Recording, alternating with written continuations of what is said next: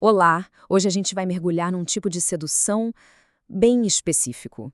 Sabe, não é aquela que busca uma conexão de verdade, mas sim um controle, uma coisa estratégica. É quase uma engenharia de relacionamentos, e nós vamos desmontar peça por peça para entender como isso funciona. Ok, vamos direto ao ponto. Essa imagem do manipulador de marionetes, ela é muito forte, né? Porque resume a ideia central perfeitamente. Isso aqui não é sobre um encontro de almas, é sobre um processo totalmente calculado, onde uma pessoa vira basicamente uma peça no tabuleiro da outra. Então, para começar, o mais importante é entender o seguinte: nesse contexto, sedução não é um sentimento, não mesmo. É uma ferramenta psicológica usada com um objetivo muito, mas muito claro.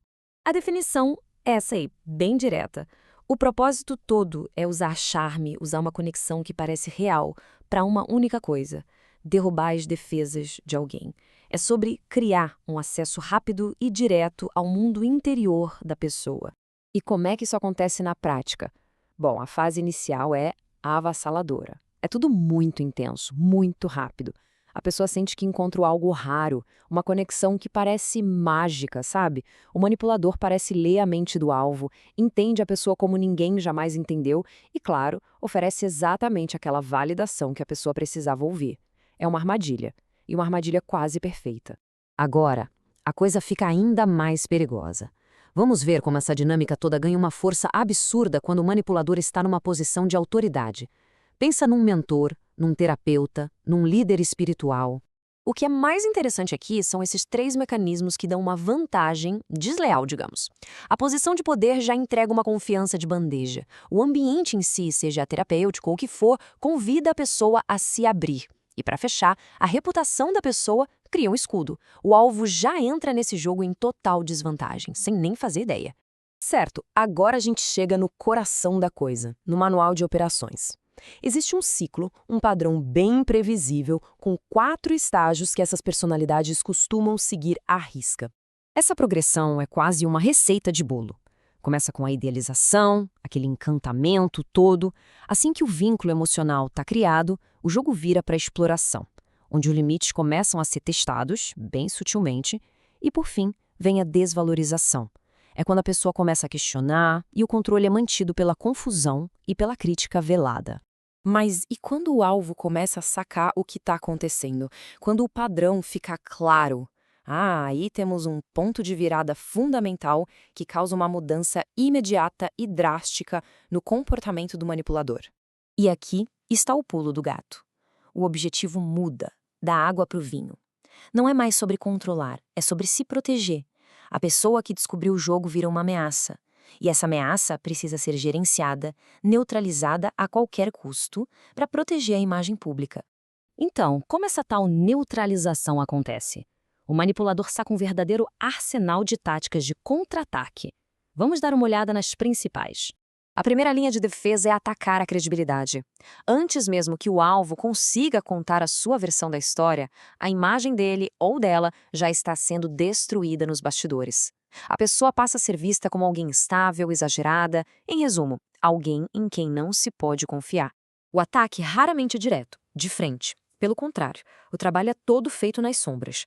Pequenas distorções aqui, conversinhas ali, o objetivo é um só: isolar o alvo, controlar a narrativa e virar todo o círculo social contra aquela pessoa.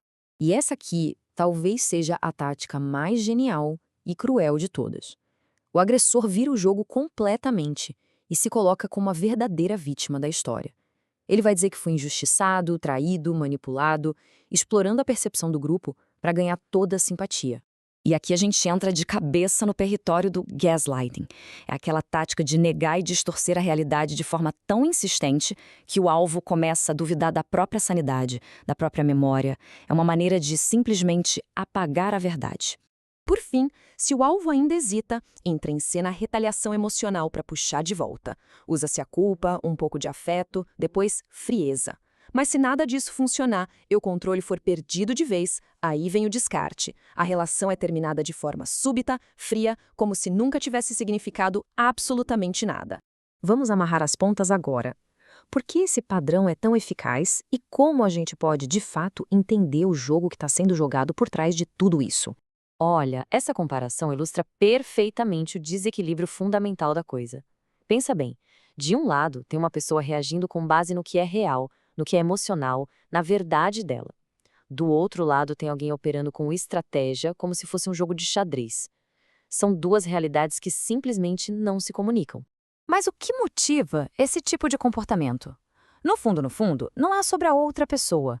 É sobre uma necessidade que não tem fim por validação, uma identidade frágil que precisa o tempo todo da admiração dos outros para se sustentar, e uma visão de que as pessoas são ferramentas. Simplesmente isso. Ferramentas para se chegar a um fim. E essa é a conclusão mais importante de todas. Não estamos falando de erros pontuais, de um mal-entendido, a sedução intensa, o jogo de poder, a manipulação, a vitimização. Tudo isso faz parte de um sistema de comportamento coerente e previsível.